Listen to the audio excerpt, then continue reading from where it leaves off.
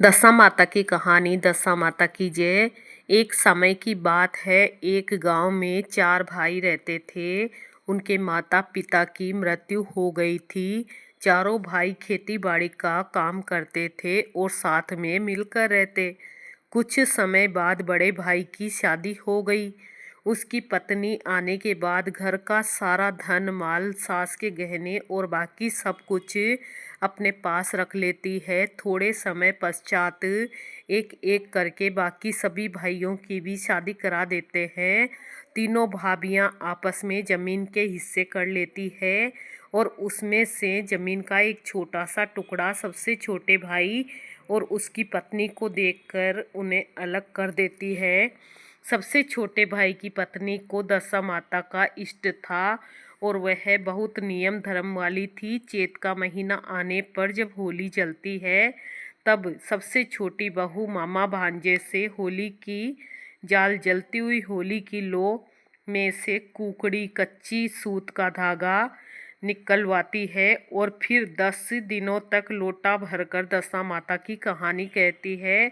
10वें दिन पीपल की पूजा करती। 10 दिन वह दशा माता की कहानियाँ सुनकर ही अपने खेत की रखवाली करने जाती, परंतु तब तक तो पक्षी फसल के दाने खा जाते हैं। इधर बड़े भाई की पत्नियां तो पहले ही अपने खेत की रखवाली करने चली जाती थी और खेत से सभी पक्षियों को उड़ा देती थी। छोटे भाई का खेत भी पास में था तो पक्षी उड़कर वहां चले जाया करते। बड़े भाइयों के तो फसल अच्छी हो जाती पर छोटे भाई के खेत पर सिर्फ डंठल ही बचते।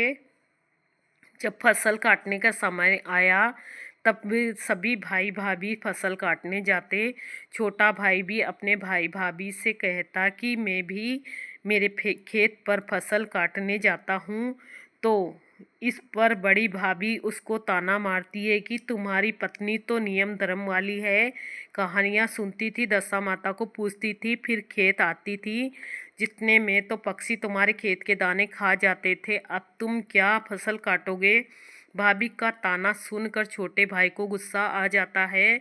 जब वह खेत देखने जाता है तो उसे सिर्फ डंठल ही दिखाई देते हैं। अपने खेत की ऐसी हालत देखकर उसे और भी ज़्यादा गुस्सा आता है और वह अपने घर जाकर अपनी पत्नी को खूब पीटता है। ऐसा पीटता है कि उसकी पत्नी की उठने की भी हालत नहीं रहती, वह भूखी प्यासी ही सो जाती है। दशा माता को उस पर दया आती है। दशा माता विचार करती है, मेरी पूजा करने के कारण इसने मार खाई, मुझे अपनी भक्तों के दुख दूर करने चाहिए। आधी रात में दशा माता एक स्त्री का रूप धारण करके उसके पास आए और उससे बोले कि सुहागन जग रही है या सो रही है, उठ मुँह धो लड्डू लाई हूँ, जो खा ले और झारी से पानी पी ले। उसने लड्डू खाया, पानी पिया और वापस सो गई।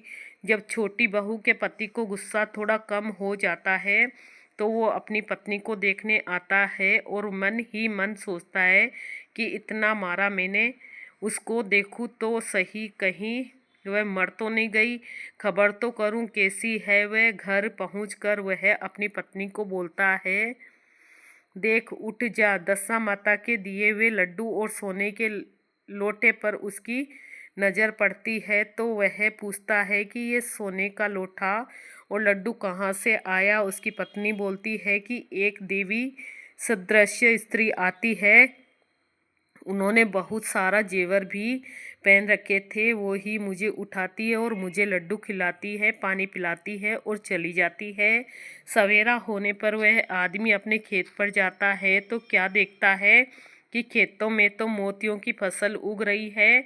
जब जेठानियों को पता चला कि उसके तो मोतियों की फसल पक्की है तो उसकी जेठानियाँ उससे और ज़्यादा जलने लगती है और फिर देवरानी से पूछती है कि ये बाई ऐसा क्या जादू करा तूने जो तेरी सारी फसल मोतियों की हो गई, जबकि तेरे तो सिर्फ डंठल ही बचे थे, हमको भी बता दे, हम भी करेंगे। देवरानी उसको सब बात बताती है। जेठानियाँ बिना होली के ही ऐसे ही लकड़ी जलाती है और कहानियाँ किस्से कहती है और हंसी मजाकें करती है और फिर अपने पतियों को बोलती है कि हमको भी पीटो। उनके पति बोलते हैं, तुम क्यों बुढ़ापे में हड्डियां तुड़वाती हो, तुम्हारे पास तो सब कुछ है, भगवान तो अनजाने में ही टूटमान होते हैं। वो जिद पकड़ लेती है, नहीं हमारे भी मोती चाहिए, हम आप तो हमको भी पीटो।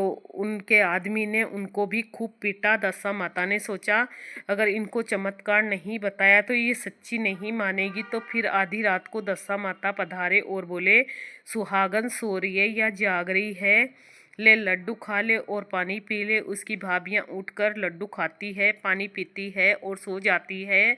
सभी भाभियाँ खुश हो जाती है कि अपने भी दशा माता पधारे, अब अपने भी सब मोती हो जाएंगे। जब सुबह वो और उसके आदमी खेत पर जाते हैं तो क्या देखते हैं कि सारे दाने काय में काले दाने हो गए।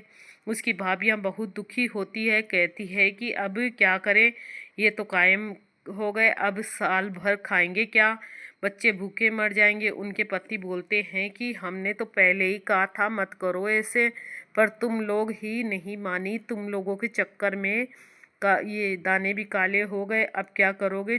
चलो छोटी बहू से ही पूछते हैं कि अब क्या करें, उसको तो दशा माता का इष्ट है, वही कुछ रास्ता बता सकती है।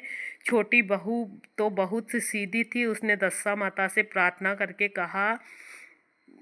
करी, और ये क्या हो गए, इनके काले कैसे हो गए गेहूँ, बच्चे भूखे मर जाएंगे। उस समय सतयुग चल रहा था, तो दशा माता स्वयं बोले कि तेरे तो पहले से ही काम था और तेरे इतने से मोती हो गए, वो इनको सहन नहीं हुआ।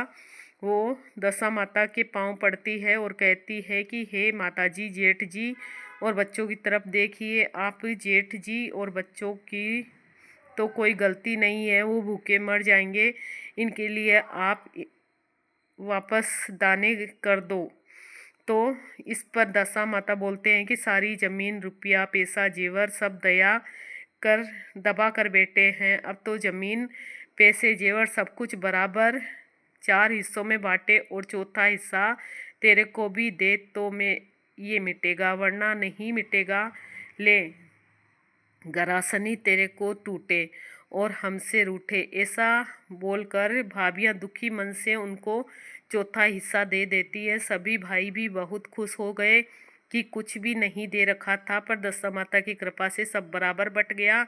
उसके पश्चात भी कहीं कहीं काय में रह गए। तब छोटी बहू दशा माता के पैर पड़ती है और कहती है कि हे माता जी, मेरे सारे काय में क्यों नहीं हटे। तो दशा माता बोलती है कि ज़मीन में गड़े हुए धन में से भी चौथा हिस्सा तेरे को देंगे तो ये सब मिट जाएगा। दशा माता की कृपा से छोटी बहू का सारा दुख दरिद्र दूर हो गया। ये दशा माता छोटे बहू को जैसे टूटा सबको टूटना, दशा माता लाज रखना। दशा माता की जय।